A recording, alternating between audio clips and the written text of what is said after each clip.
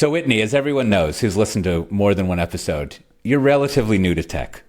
And so Yes. I wonder, when you first were doing your tech, your sojourn, if that's a word, into tech, and you found out and then sort of, well, not even understood, but you found out about open source.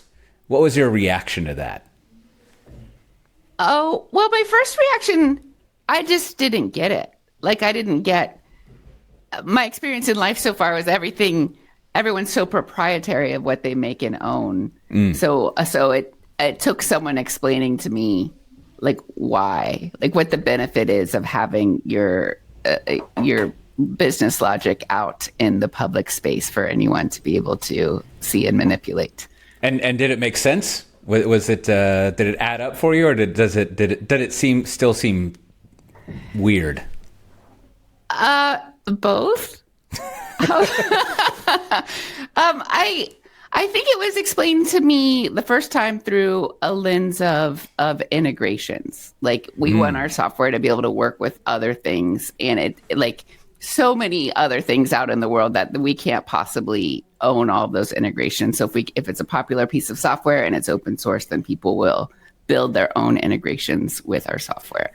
Right. So it was the openness part was that we'll be more open and vice versa to working with other stuff and people and things like that. Yeah. Well, we have a guest on this week who I think is quite the expert in the open source world. Why don't you introduce yourself, guest? Well, my name is Emily. Emily Omier. It's sort of interesting to think of myself as an expert in the open source world, but I guess that's who I am.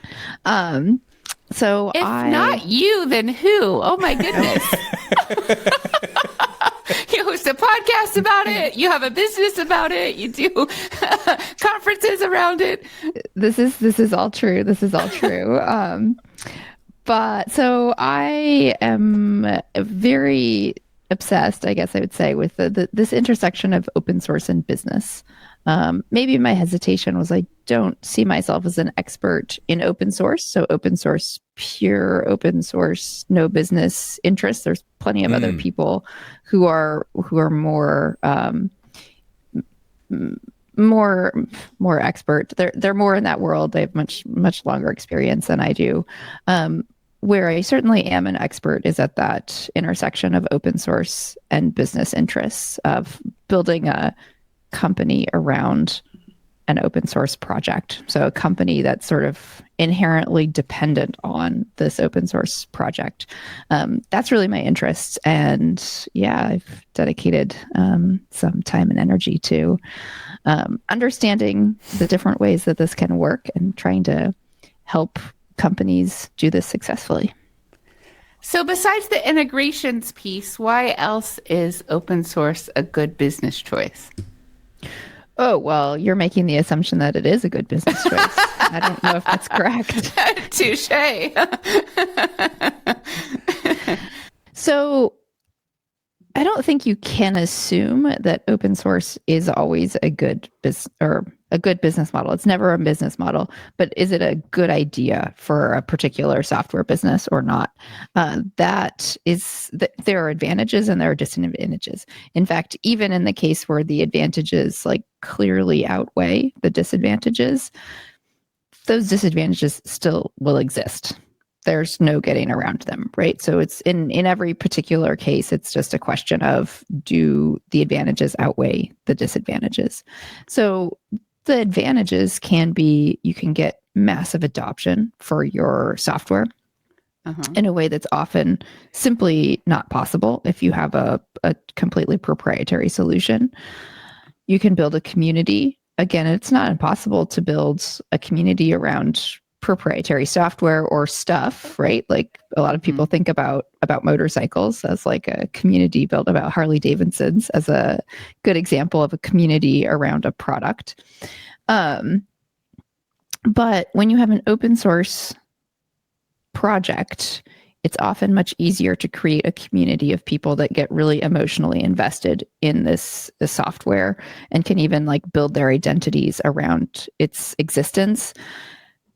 That is can happen, but it's rarer in proprietary software, particularly that sort of like emotional investment in the continued success of this software that you get from users.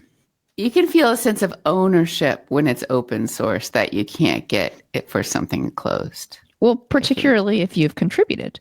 I mean, Yeah. if you have contributed literally to this software, then you may be just an anonymous, well, a semi-anonymous user.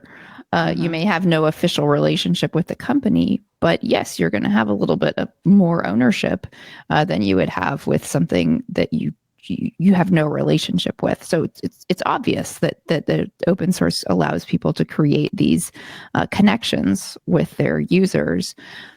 That just doesn't happen when you have a random proprietary software, and that's really powerful for a company, right? Because they get the users are emotionally invested in your software, your open source project. But if the company plays their cards right, they can also translate that to being really attached to the company too. And then what are those disadvantages you were talking about that don't go away? So there are definitely risks. I mean, the one that gets the most airtime is that you could just have your software hosted by a large cloud provider, or for that matter, anybody else, a random startup, and they don't pay you any royalties, and they are making money off of your software, which you are investing R&D dollars into, but they're making a lot of benefits from. So that's a clear risk. And sometimes, especially if it's a big cloud provider, then because of that integrations piece, they can really steal a big part of steal isn't the right word. They can take a large part of your market precisely because they'll have that integration piece. It's just so easy. It's just another add-on for customers. What's an example of that? I mean, that's why Elastic changed their license. Originally. So, and then sorry. I mean, that's a disadvantage. If you have a copyleft license, you actually can completely, what's the right word? Sorry. So with a copyleft license, you can eliminate that risk, because like an AGPL license does not allow somebody to do that with your software.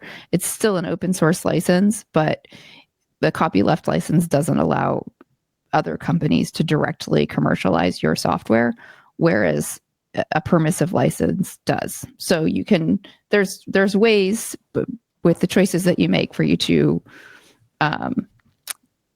basically get around at least some disadvantages of open source, of depending on open source, being an open source company.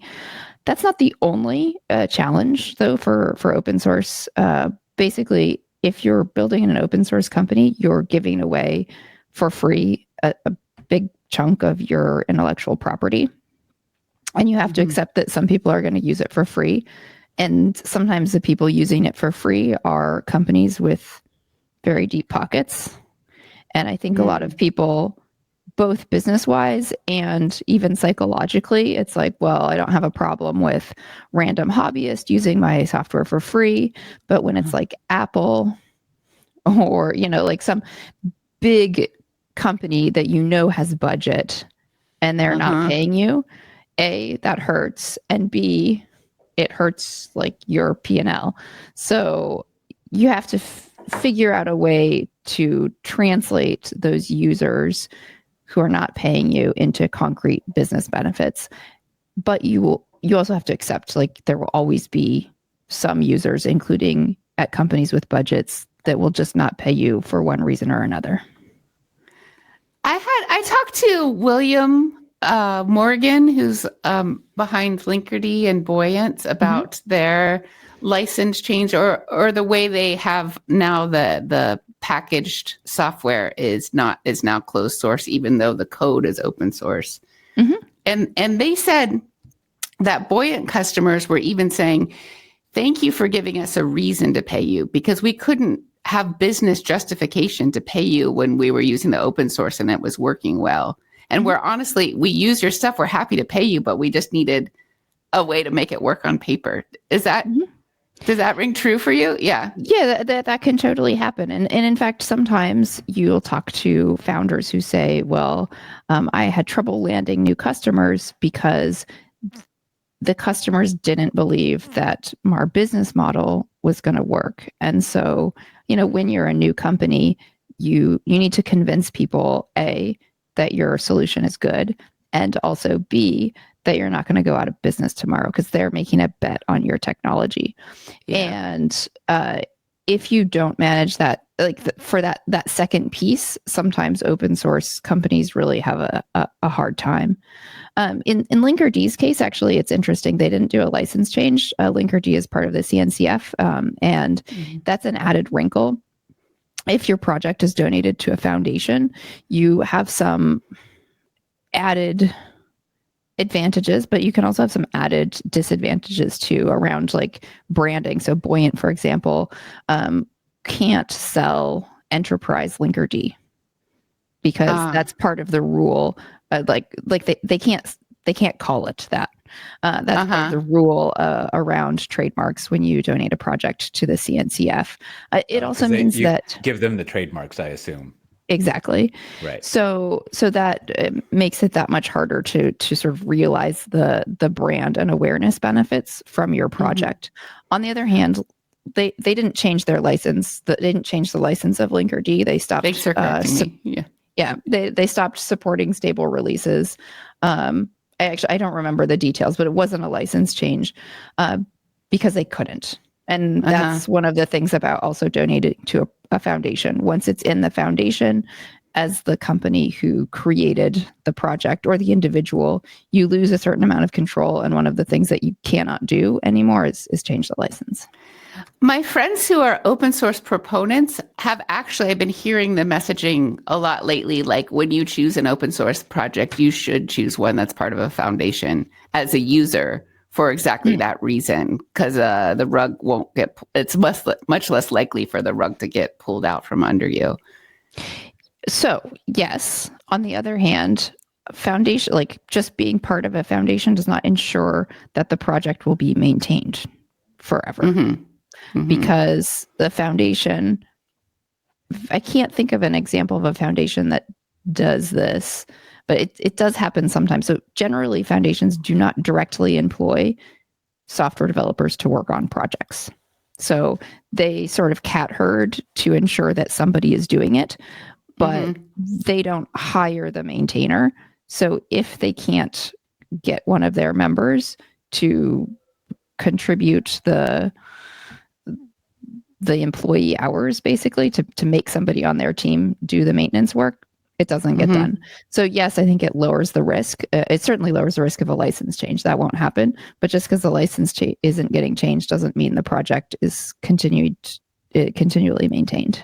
It's safer, but not totally safe. Yes. I mean, safer if what you're worried about is a license change. What else should I be worried about? I mean, if something goes unmaintained, I mean, then that means nobody cares about security fixes. So if you care about security fixes, that would be probably more of a concern. So you're looking for when you're deciding which open source to use, you're looking for something that has pretty wide adoption, a pretty big community behind it, that's part of a foundation. Those things are safer. I mean, it all depends on what matters to you. It's just like everything in life. You have to choose. Ideally, you're going to only choose projects that are hosted by a foundation. They have a massive community behind them. There's like 100 different companies that have people who are active contributors, all these things. It's been around for a little while. Realistically, that's not very many projects. And the chances are you're going to want to use some project that not just doesn't meet all of those criteria, but meets 0 of those criteria. So, yeah. In a project like that, like Argo CD, for example, it seems hard to build a business around that when the open source is so good. It's complete and well supported and in a foundation. Yeah, that can be a problem, is that if your open source project is very mature, Yeah, it can be tough. Well, another tough thing is that if you have a large community that's contributing features, it's contributing code. Let's say you have a feature that you want to be a differentiator between a commercial offering and your project.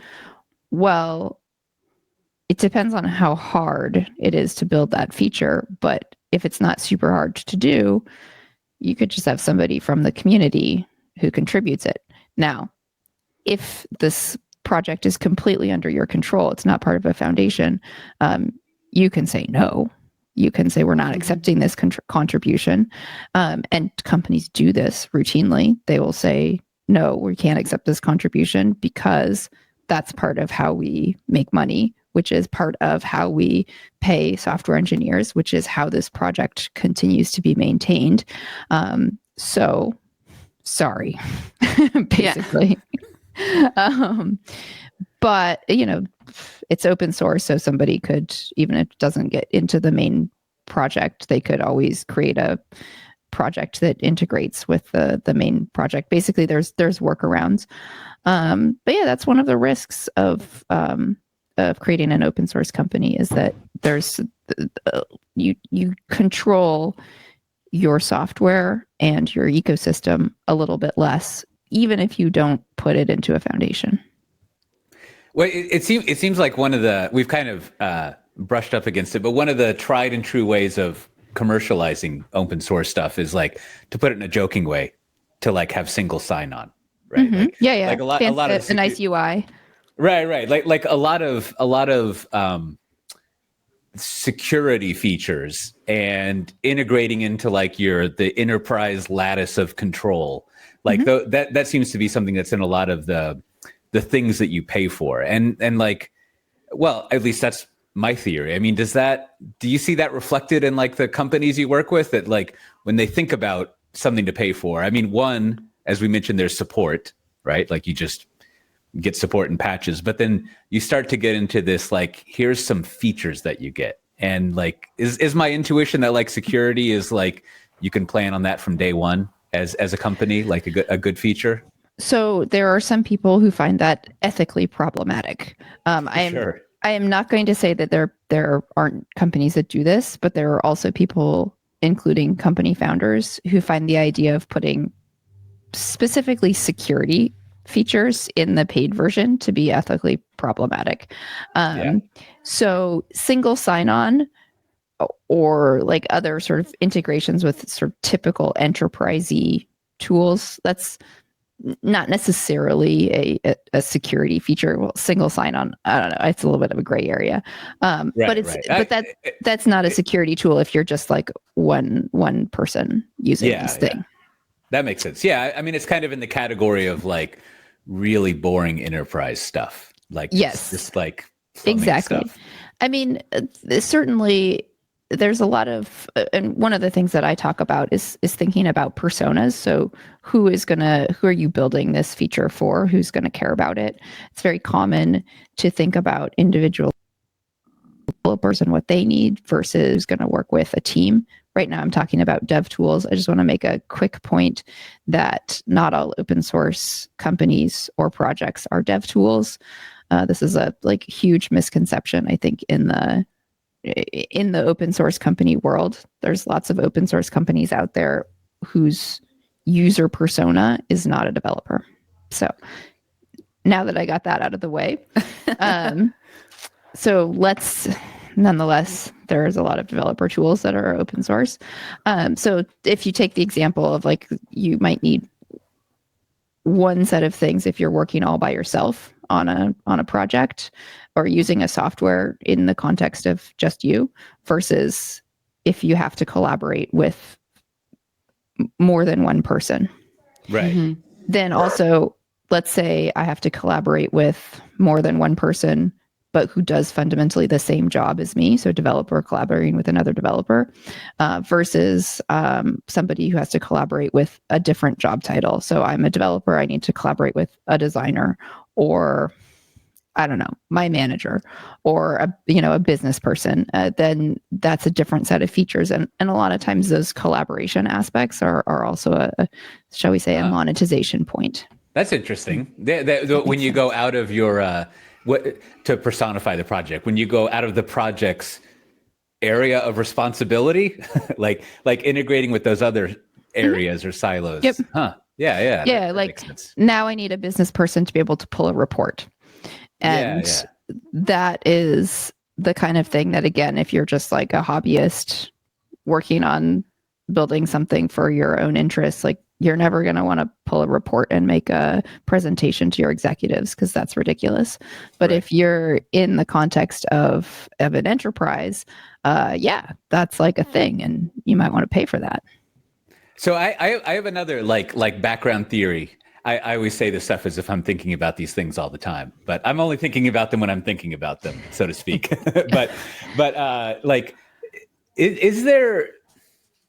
I almost get the sense that there's kind of a maybe slow but a generational shift in open source stuff. And just to like lay out this big theory, like we alluded to it earlier, where I don't think there's a lot of open source people that are like, old school GPL, like just like software wants to be free type of open source orthodox people. Like there's some of and especially if you work in open source, you encounter them. They're still very vocal and there, but they don't seem to be the majority of people producing the open source software that is used broadly to measure it one way.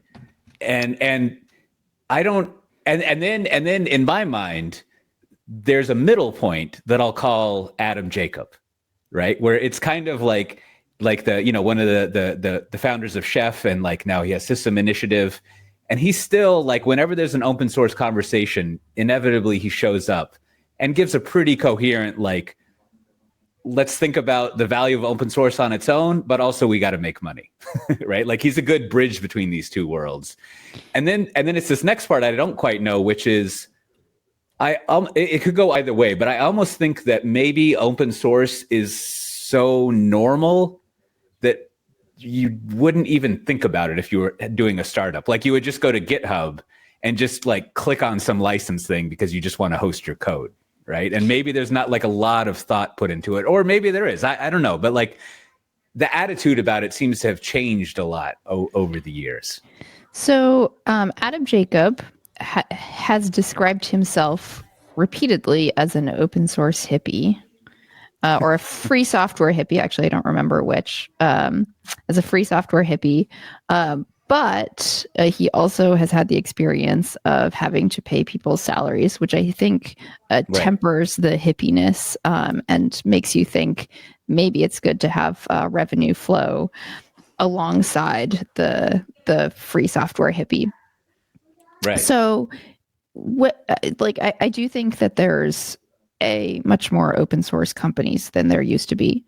Also would tend to agree that it is less ideological than the movement, shall we say, certainly than like 30 years ago, when I was not even remotely involved with open source. But even when I first learned about open source, which would have been like around 20 years ago, I think there was definitely less businesses and it was more ideological.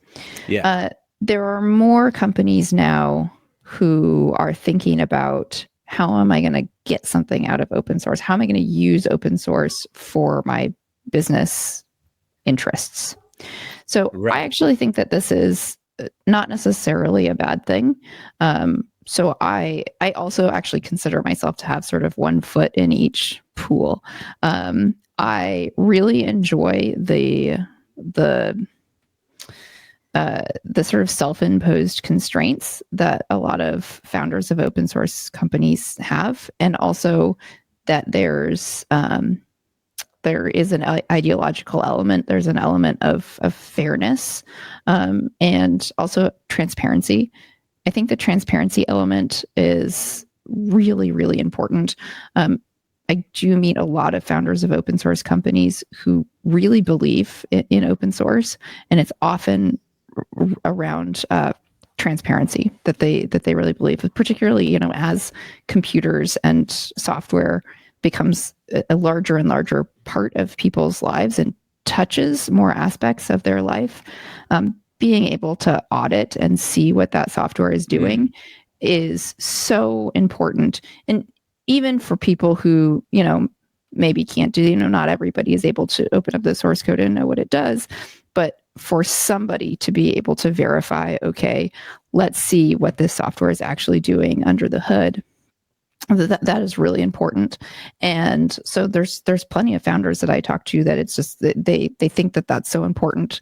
It's not just that they want to force others to do it, but they feel like it'd be hypocritical for them to create software that doesn't have that transparency.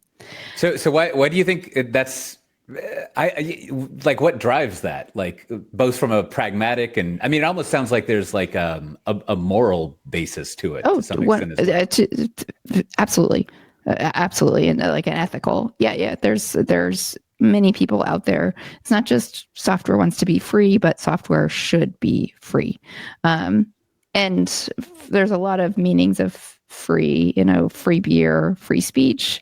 And I would say like the people that I'm thinking of definitely lean towards the free speech. Like it's about software freedom is about freedom, not about not paying for stuff.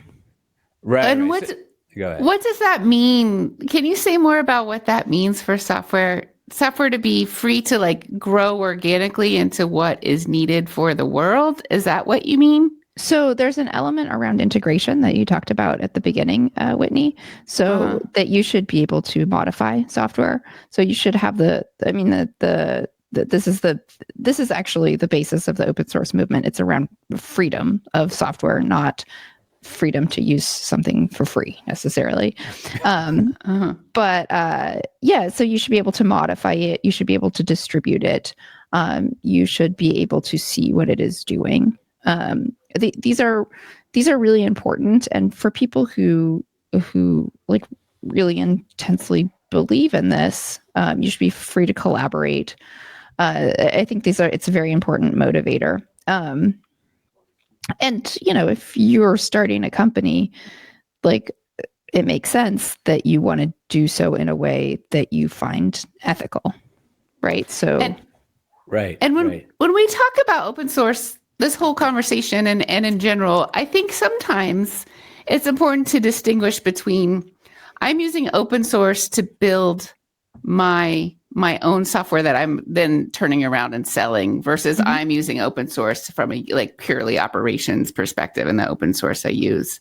And so presumably like the whole time we've been talking mostly, actually, I think we've been talking both sides of it, but your expertise is in around helping companies that are building, monetizing open source somehow, building on top of open source as directly as part of their value stream. Yep. Exactly. So will you say more about what you do in that realm as your day job? Like what's a day in the life for you? Oh, that's a good question. I have no idea. I don't know what I'm doing with my life. You don't need to know just one day of your life. You don't need to know about the whole thing. So I'll mostly talk about my work life. So what I do is I work as a consultant with companies, and I help them with their strategy around product strategy and open source strategy. So building on open source or using open source or both? Building a company on open source. So my specialty is working with companies who are editing open source software, and that open source software is critical to their existence as a company, right? So this could be like a Docker, a Mattermost, a Mastodon. The core software is open source. It's core to their identity as a company. And actually, even I have a little trouble defining it sometimes because it's there are gray areas along the edges. So I help them working on their product strategy. So this, in my opinion, is actually the biggest challenge for open source companies. It's the key to survival. What are you going to monetize? Yeah. And this is a product strategy question fundamentally, because it's product strategy. in the largest sense of the term, right? Because are you going to monetize with your fancy UI? Are you going to monetize with your compliance reporting? Are you going to have a SaaS version? Are you going to have a hosted version?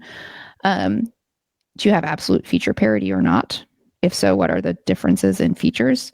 The key question, of course, is what is the value that is different in your commercial offering? And these are all product strategy questions. So that's what I work on. As an outsider, it was shocking to me to learn that companies get founded and funded based on like a whiff of an idea without any real concrete plans of what the product's going to be. Like first make the company, then figure out the product. I just didn't expect that. As an outsider who gives I don't know. But so do you have a story about like a success story? Like here's a company that came to me in this situation, and after working with me, now they completely did a 180 and now tell me a story. That's a good question about the 180. So I'm going to tell a story about my friends at Passbolt, who I worked with a couple of years ago. And the reason I like this story is it shows how you can think that you don't have a core differentiator. This is actually more about how they differentiated themselves in the market. But they came to me because they couldn't figure out how to differentiate from their competitors. And they felt like they were being beaten on features, etc. And so Passbolt is a password manager. It was because they were focused on collaboration. And they still focus on collaboration. But the thing that really sets them apart from their competitors is that they're very paranoid about security. So basically, if you're an organization that really, really cares about security, that you should go with Passbolt. And this, I have a process that we go through, but basically I ask them, like, why are you getting beaten on features? And they said, well, it's because we're so worried about security. We're more worried about security than our competitors. It's like, well, why isn't that more visibly part of your strategy? And I think that was kind of a light bulb moment for them. So, and what happened is I can't tell you the numbers, but I know that as soon as they started focusing more on security, it became clear to everyone they talked to why that it was the right choice and in what situations.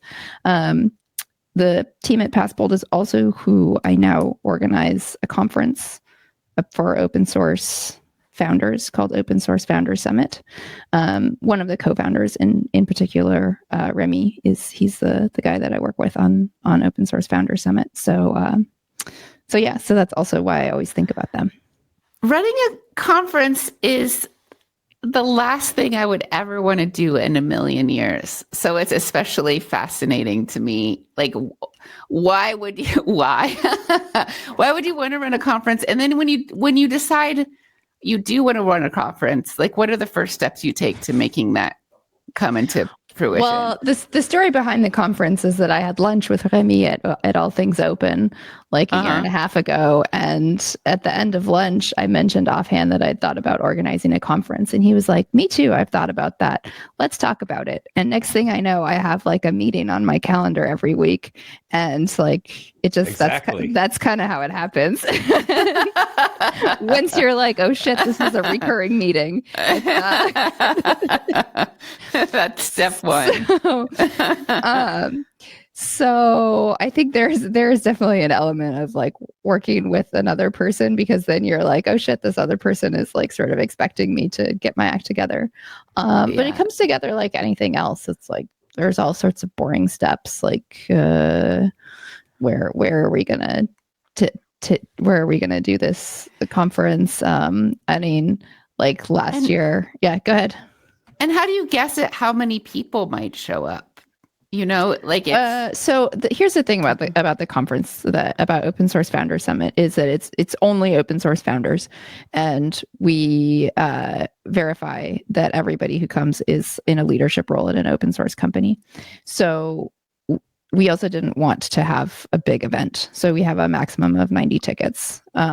So that was, I mean, you make all sorts of decisions, right? Some events you want to be larger. In this case, we didn't want it to be larger. You set your ticket prices accordingly, et cetera. On the other hand, like everything, and like as all the founders of software companies are thinking about, like you guess. It's just when you do something for the first time, there's a huge amount of guesswork that goes into it, and then with an event, you make adjustments the next year. I mean, the iteration cycles are kind of long, but and it was actually a really big success. So we started an association, Open Source Founders Association, to be the home of the event. So hopefully this will continue for the long term, but also because, so my motivation for doing it actually was that I think this is something that the world is missing, an event for founders of open source companies. Most notably, I think there's a lot of things that all open source companies have to deal with, from the Red Hats to like the smallest 2-person companies. But there's no place to have the discussions about the things that are unique to open source companies and also universal to open source companies, that includes everyone, that includes all sizes, like venture-backed, non-venture-backed, dev tool, not dev tool. There's a lot of conversations in the dev tool world, but they really exclude. Sorry, go ahead. I'm sorry to interrupt. What's an example of what you're talking about, of something that's unique to open source companies? So no matter the size. Yeah, no matter the size, you're making an investment, like an investment in open source that does not have a direct payback to your ROI. You have to figure out what your open source project, like what that money is doing for your business. And also you have to deal with self-competition, so to speak. Some companies manage this better or worse. That's the self-competition, is the fact that some people are going to use your software and they're not going to pay for it. And you have to make sure that isn't too many people, or else you don't have a business model that works. But you also have to manage your expectations psychologically and business-wise that it will happen. Will you tell me a disaster story of when... I don't know if I have a disaster story. Usually Docker is kind of considered a disaster story, although they've turned it around. But I think that's certainly an open source company disaster story, I think. Absolutely. They were the king of the hill there for a bit, and how the mighty have fallen. But this is a good example. So in the venture world in particular, and there can be an assumption that once you get adoption of your project, you're golden. Mm-hmm. But Docker is the example that proves that this does not work. So what Docker didn't figure out until very recently was how to get money based on an open source project that was good enough. So the fully open source Docker, most people who use it, they really do not need something else. So you have to monetize something that goes along with it. And that's eventually what they did, but it took them a very long time to figure out. Yeah, and I haven't checked in on their business in a while, because I go and check in on everything. But it does seem like they also, they're on the other spectrum of kind of the problem of figuring out going from mass adoption to money is, I mean, I guess at some point they were like, what if we made people pay for this? Right. And they kind of changed it around so that that you actually had to, depending on things, but it was a lot, there's a weird way of saying it. It was a lot easier to have to pay for their software than not. And, maybe to broaden this point, I think that worked out for them, even though it was a bit of scandal's the wrong word, but it was a bit of a, pearl clutching, oh my moment for everyone.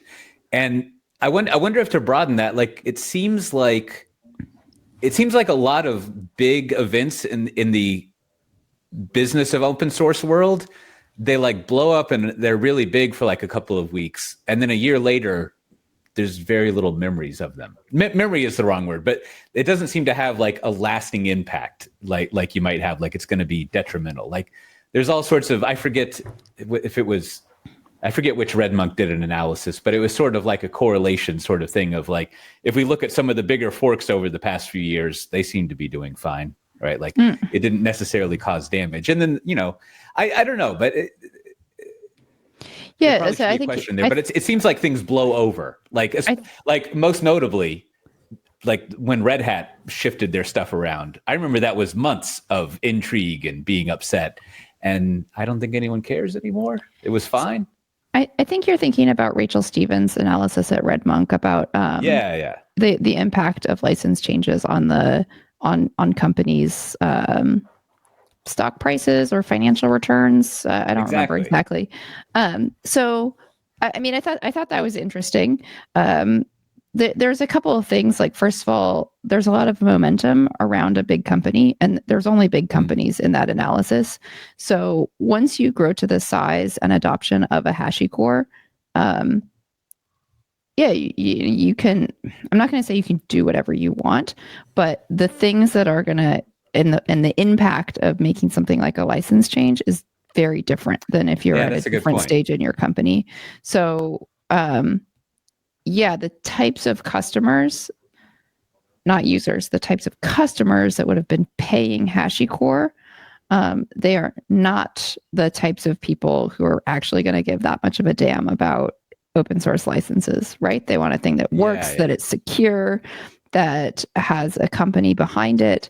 And so, it's like not shocking to me that once you get to that level of integration into like big, important companies' tech stack, that it doesn't really hurt you to change your license. Because as you were saying earlier, like staying alive becomes more important to the customer, right? And staying alive and updated, like stability is an important thing. Well, here's the other thing. Like most customers do not actually give a damn about whether or not you have an open source license.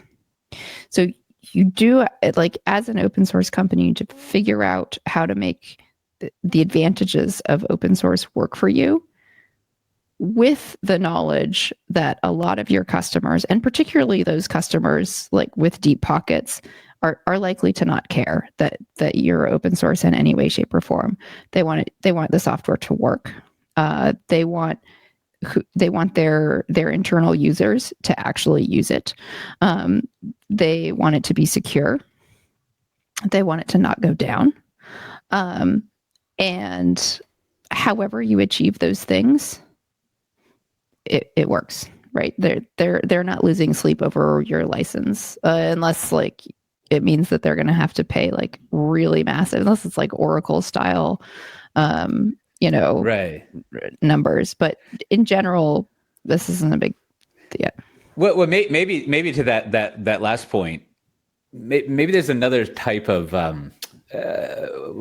don't know, objectionable state that you can have in an open source community, which is, I don't know, to use an economic term I don't really know too well, is just like pure rent extraction. Like maybe and it could be when a product has become stable enough that you kind of don't need to do very much, right? Like you're kind of coasting on the cash cow part of its life. And then I can see how it could be really annoying for the buyers and the users, of course, to just have the price kind of go up and up and up without seeing kind of like, I guess, I mean, this could be the case with any product, except for maybe like toothpaste, but like, and consumer goods. But like, if you've been paying for a product and because it's been steadily improving and adding features, and then all of a sudden it's not improving and adding features and you're still paying for it, you might kind of be like, what has this done for me lately?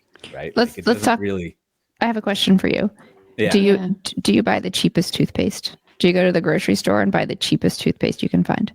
Well, being prey, even though I know it happens, I just buy the same one. I mean, actually, I'm in a situation where my wife buys the toothpaste now. But yes, I have brand loyalty when I buy it on my own. So however that happened, that's what I stick with. So there's that aspect of momentum. Like, I think it's also important to recognize that your buyers, even if we're talking about like CTOs of big companies, your buyers are humans, and there's a lot of human behaviors that they still have, even though they're making an enterprise software purchase and not a toothpaste purchase.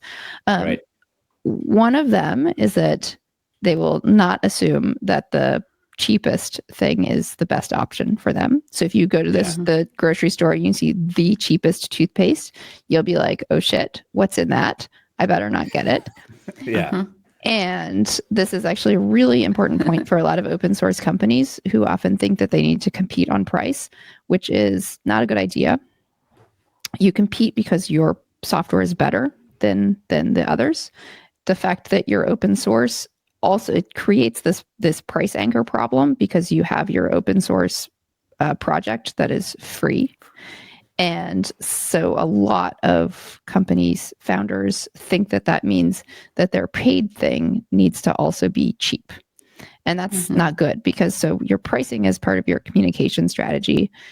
It's telling something, it says something about your product. So you go to the grocery store, some people literally will buy the most expensive toothpaste because they will say, I want the best. It must be the best. It must be the best because it's the most expensive. I will buy that.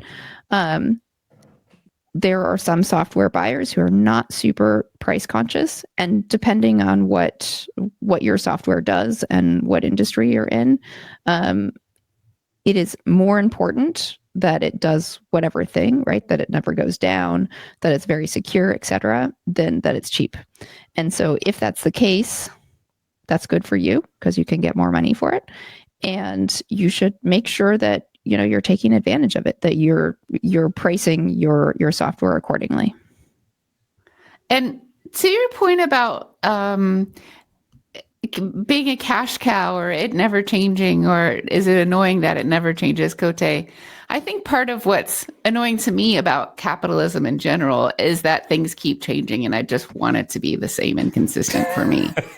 Like, why does everything have to why does there have to be a strawberry flavored Kit Kat or whatever? Like, why do I need 17 potato chip flavors? I just want regular potato chips. So I'm all for it not changing. That's right. So, you want to fund stability, like where you are. I always joke that how many different types of screws do we really need? We don't need 30 as far as I can tell. We could just consolidate a little bit, but yeah. I mean, I recently worked with a company, and this was like a topic that came up. Like, what is the one of the people involved thought almost like the point of the company was to continue to deliver more features to the product. And I mean, I pushed back really hard on that, because that is not the necessary, if you don't deliver any new features, your software continues to deliver value to your customers. Now, whether or not you need to be delivering new features, it depends on what industry you're in, what you do, etc. But you should be able to deliver value without doing more features. And in fact, this is another thing a lot of software companies can get wrong, is putting themselves on a feature treadmill. It's also possible to deliver less value with more features. So if you have a software that is valuable for being simple and easy to use, and suddenly it gets stuffed full of features, it has become less valuable compared to the rest of the ecosystem on this simplicity metric. And that's something you have to, it's why you want to really think out your product strategy, because you need to, and in an open source company, it's a lot harder because you have to be compared to yourself, to your project. But it doesn't mean that you can ignore the rest of the ecosystem. People are making decisions not just based on you and your project and your commercial offering, but also what else is out there in the ecosystem, both that they could pay for or that's open source. You have to be aware of both. So in what you were just saying last, there's kind of I don't know, a reoccurring thing in consulting that seems very similar to like therapy, where like if you were to play the tapes back, you would be like, oh, that would be obvious if I would have said that to myself, right? Like you don't have to be having features all the time. You should first focus on like what is good for your customers, and then work backwards to that about what you can do. And like kind of applying these basic things, and it's all totally valid to do that. That's not the avenue I'm going down. But like what is it about like being in the company and working on it day to day where you kind of have a blind spot to that kind of obvious stuff? Like, I'm sure it's across the board, but is it just like not knowing about that or not being willing to consider it? Like what makes the obvious so hard, or like it's difficult to figure that out? You can't. There's a couple of things. One, to use a phrase that I've heard before, you can't read the label from the inside of the bottle. So it can be hard to get enough distance. There is an element of distance that in order to compare yourself with the rest of the ecosystem, or like accurately compare your project and your commercial offering, you need to have a certain amount of distance in order to be able to do it. And you just don't have that if it's all you do all day. I think as a consultant, another part of the value that I bring is having worked with other companies and seen other examples. So I can say I've seen this pattern happen in this other context, or maybe I've seen like half of this pattern here and half of this pattern in another place, and sort of adding it up together, we can make a special sauce. So I think those are the two things that consultants brings. Oh, and there's a third actually, which is having a process. Right. You have a process that you work companies through. Being a consultant is kind of like being a therapist. I do see a lot of my job as asking questions. So I imagine there's a mediation element too, or there could be. Yeah, yes. We're gonna put a fourth thing on the list. Yes.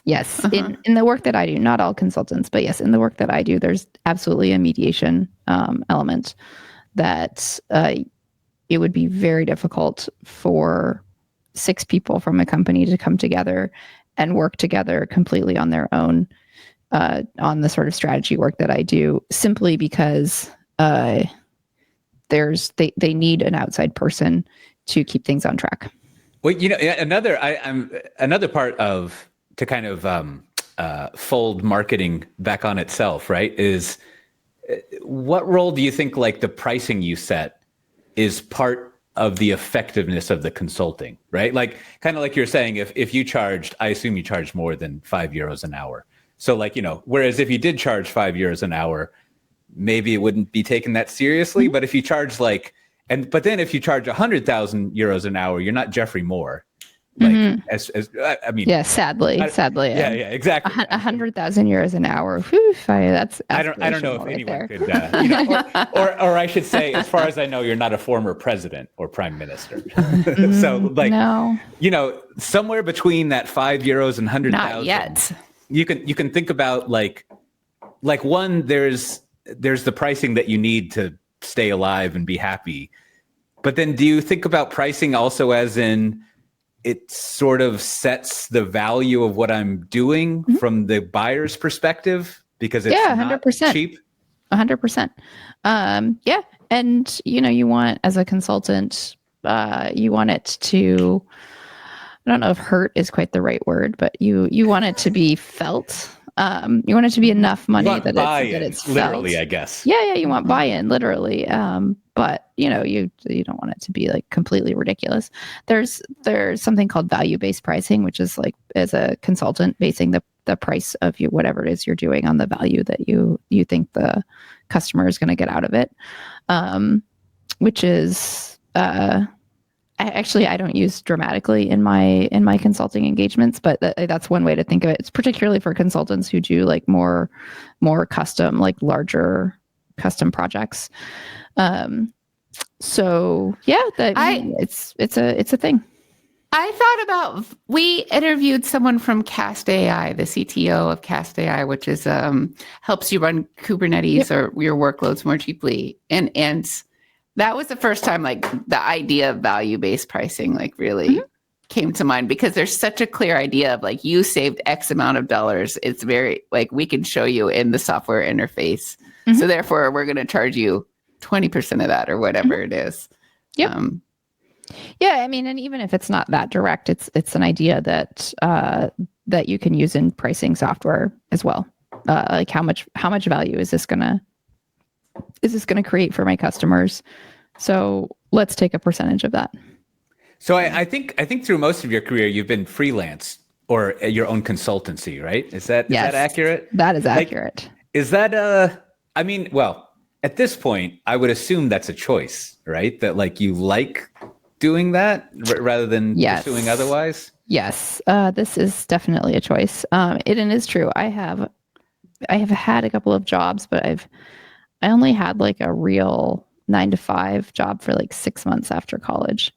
Was that the New Balance one? Is that on my LinkedIn? How'd you know about that? It is, and I especially Holy crap. I don't remember the wording, but I was reading it and I was like, and I mean this genuinely, like I love how you related the skills you did in your New Balance job to like your current career. Oh my gosh. Like, I wonder like it led to that. I probably wrote that like 15 years ago. No, I worked at a shoe store, a New Balance shoe store when I was in high school. I would not say that was a 9-to-5 job. It was not a 9-to-5 job. I worked on the weekends and the evenings. However, that was probably the most fun job I've ever had. Should I be putting Pizza Hut on my resume? Maybe. I can't believe I still. I can't believe if you can describe it accurately. So, I mean, I don't know. If I had You're saying it's a really fun job. It was a really fun job. If I had been more self-aware, I would have gone into sales like immediately, because I sold shoes. I loved selling shoes. I got a commission, and I was like really, really, really fucking good at my job. But no, I mean, it's also just it was a good environment. It was a small business.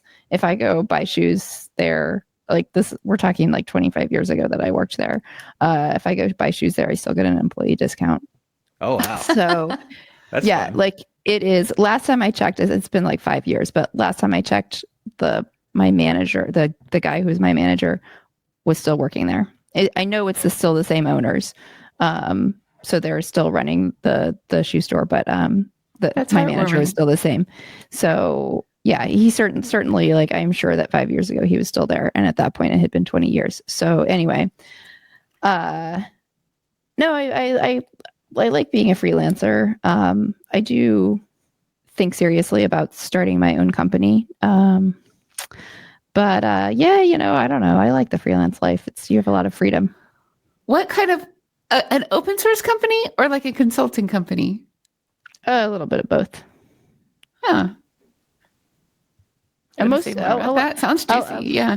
A lot of open source companies actually start as consulting companies. But yes, actually, I have a couple of ideas. I mean, you work as a consultant, you get ideas for how you could use software to sort of further your mission. I don't have any concrete plans at the moment, but yeah, it's in the back of my mind. So like long term, over a few decades, like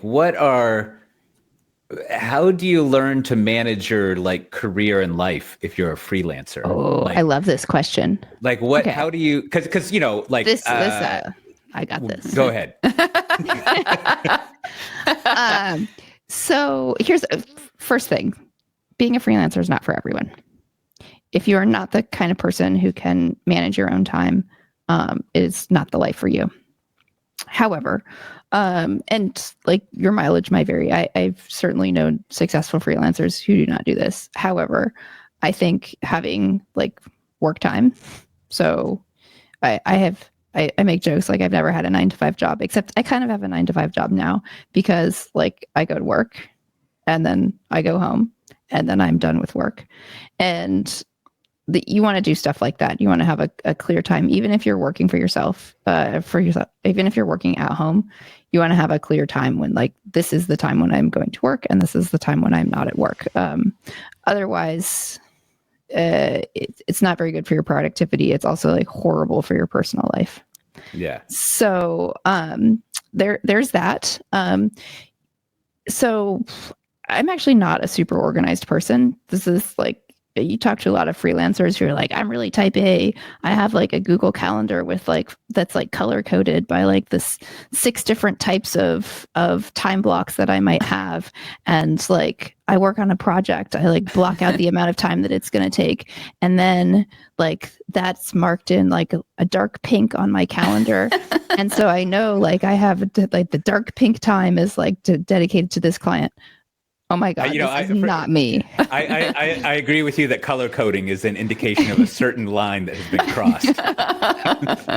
So what I do is, honestly, like I have a paper notebook that I make. I've tried to like digitize this process, but it's been not very successful. I come to work every day. I write down what are the most important things I need to do that day.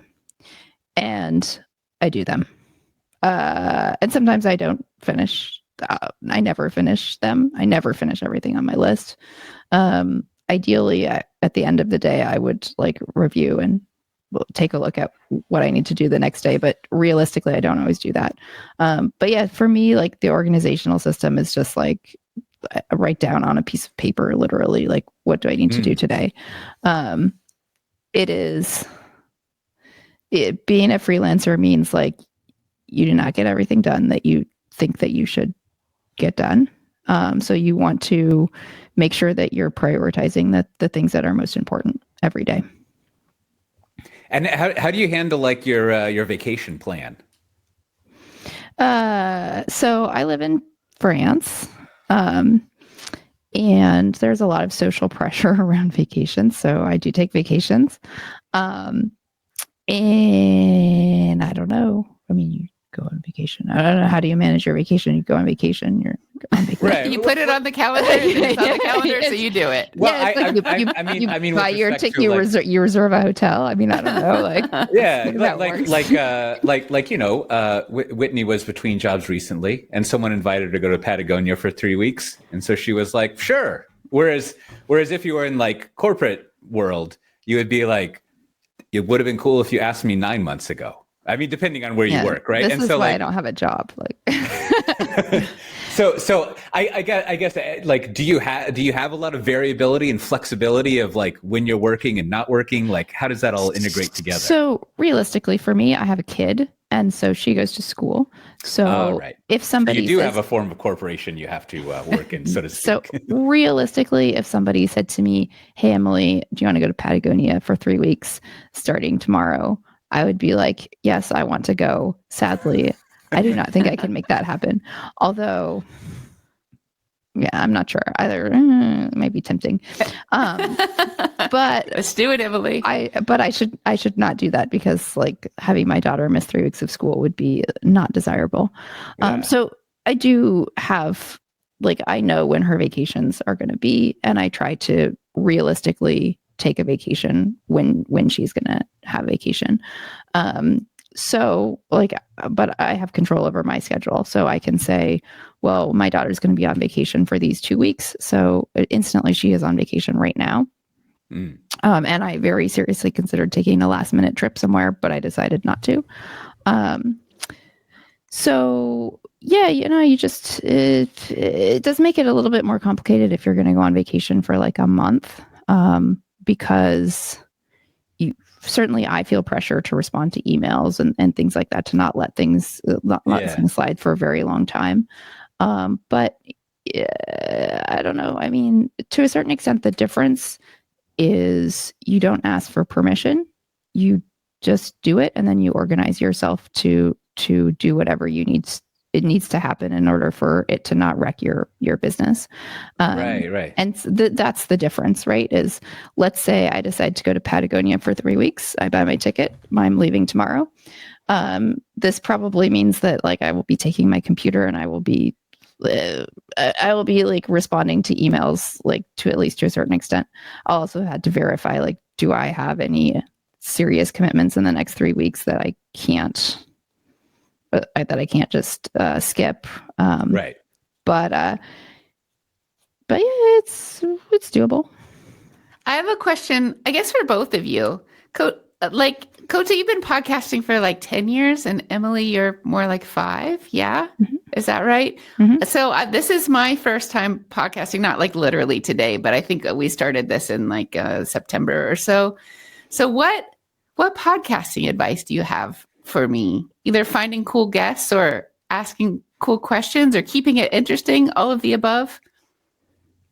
Do you want to take this, Give you Michael, some time to or think. do you want to?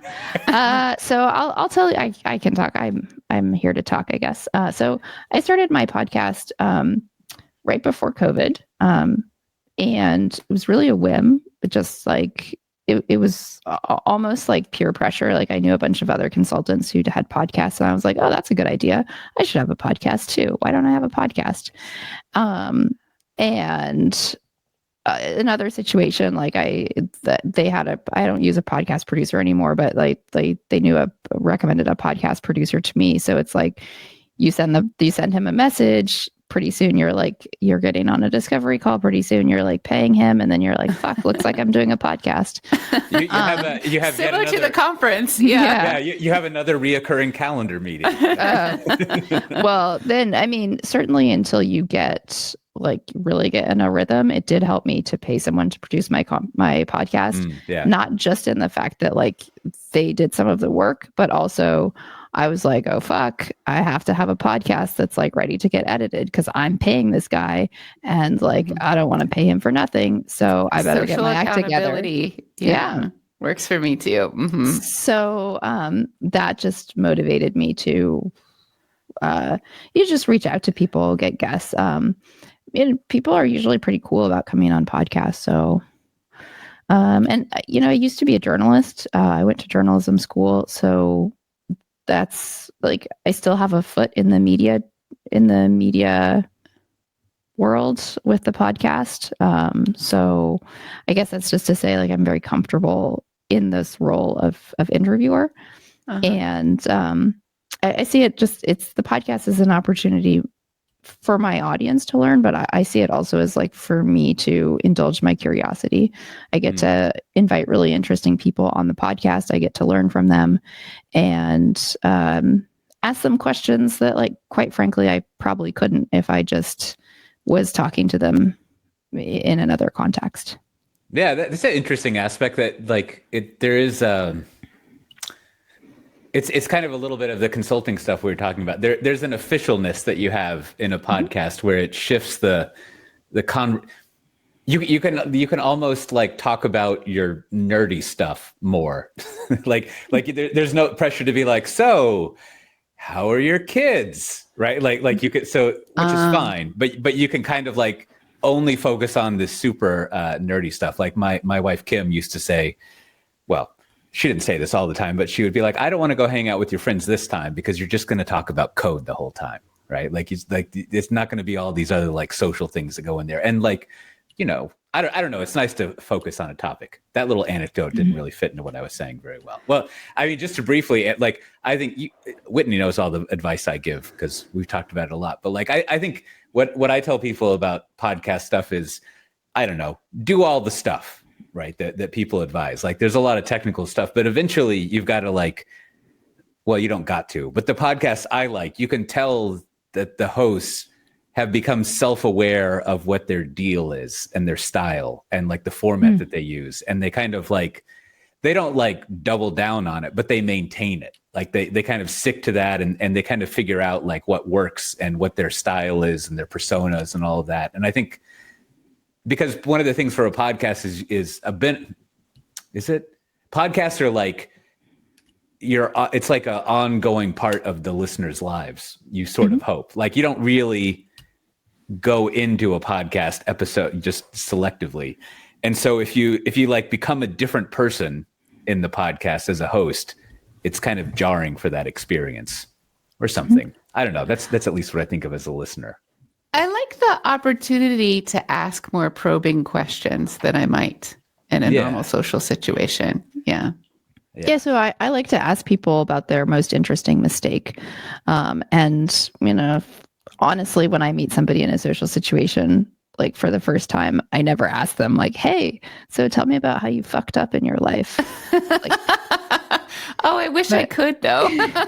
I'm so tired of the pleasantries. but this is like, that's the deal with my podcast is, right, we're talking about business mistakes. I mean, and I think it's really interesting to think about. So if you've listened to my podcast, I like to ask people about their most interesting mistakes, because some mistakes aren't necessarily large, but there's something really interesting to learn from them. And so just when you think about your most interesting mistake, it's not the same as your biggest mistake necessarily. So that's the question I like to wrap up with. But it's also a good example of something you wouldn't ask normally. All right. Well, I have two more questions. Speaking of podcast formats. So the first one is like, you kind of alluded to this, but you have written a lot over the years, not just about open source, but things outside of the tech world and beyond. Anyways, all sorts of things. And how thoroughly have you stalked me? Well, I didn't read all the articles, but I did see a cool PDF of something about chickens, which was intriguing. Yeah. But like, do you I don't think I've written a lot of stuff. And how do you think about the ephemeral nature of you probably know how to say the French word for body of work better than I do, but like there's probably some of it that will just never exist anymore because it's been deleted or some website's been taken down or like something like that. But like, what do you think about like curating all of your content, or do you not? Like, I don't know. Does it keep you up at night? So one of the things actually that I'm thinking about doing, or that I am actively starting to doing, is writing a book based on all the podcast interviews that I've done. Cool. And there is an element of curation, I think, that you want to do when you think about all of the work that you've done. So that is absolutely something that I'm working on. And yeah, at a certain point, you kind of do random stuff. Like when I was a journalist, I did a lot of random stuff, and I'm not really that concerned about that disappearing into the ether. Now, like I take my work in open source businesses pretty seriously. And I think you can find ways like this. This is why I want to write a book, because books are less ephemeral than a podcast episode. Podcast episodes stick around, but like a podcast episode or a blog post, yes, it continues to be alive, but it's not as discoverable. There's like, I have some podcast episodes from 2 or 3 years ago that are super interesting. And I want to make sure that information doesn't get lost to the world. So I think I would just say like repackaging it into less ephemeral formats. Right. But it sounds like in your mind, you do have a category of like keepers and like take to the dump. or like 100%. Yeah. I've done a lot of stuff with my life, and there's some stuff out there that's definitely in the dump. And I think the danger of making something into a book is that book really follows you around. Like when it's not ephemeral, like some things really aren't ephemeral. Yeah. And like you want to redefine yourself, and you're still, associated with podcasting or whatever. I mean, at some point you kind of have to put a flag in the ground and and make a commitment. So I don't know. That's just life, I think. Yeah. All right. So last question. You lived abroad for a long time, right? A fair amount. Yeah. Yeah. And then you're from Portland, Oregon. Do people in Portland, Oregon make fun of Maine Portland? Because I know the Maine Portland people are always like the real Portland, but by that time you get west, are the Oregon people like, I don't care, I got shit to do? Or is there some rivalry? People in Portland, Oregon don't give a fuck about Portland, Maine. but is it like active, or they just don't even think about it? No, it's like you guys. I don't know. Are you from Portland, Maine? No. But it comes up. There's the two Portlands. I mean, it comes up like periodically. Portland, Oregon is we are the younger, but like quite frankly, quite a bit larger than Portland, Maine. So I don't think there's not much complex there. Yeah. Okay, that's good. Well, that wasn't the question, but I did want to ask it because, I used to work at Red Monk, and Stephen O'Grady, big Portland, Maine fan. So anytime the word Portland comes up, you can see a little flash in his eyes of like, Maine Boston fight. And so like, so as speaking of podcasts, as people who are binge listening will soon find out, we're going to be interviewing someone who lives in Portland, but I don't think she's a native Portlandian? Portlander. Yeah, there you go. And so, okay, so I've got like a double question here. One, living abroad myself now for, I don't know, 6-7 years, like I appreciate that when you go back to the place you're from, you notice all these things you would have never noticed before, right? They kind of stand out, and I assume that happens with you as well. So building on that, but then also what you know about Portland, what should we ask this person about living in Portland? Like what are some things that are good to ask? She lived in Austin for a while, San Francisco, but I don't think she's like a native Portland person. So like what do we want to get her talking about when it comes to Portland? Oof. All the things that are coming to mind are so unpolitically correct that I'm not going to say them on a podcast.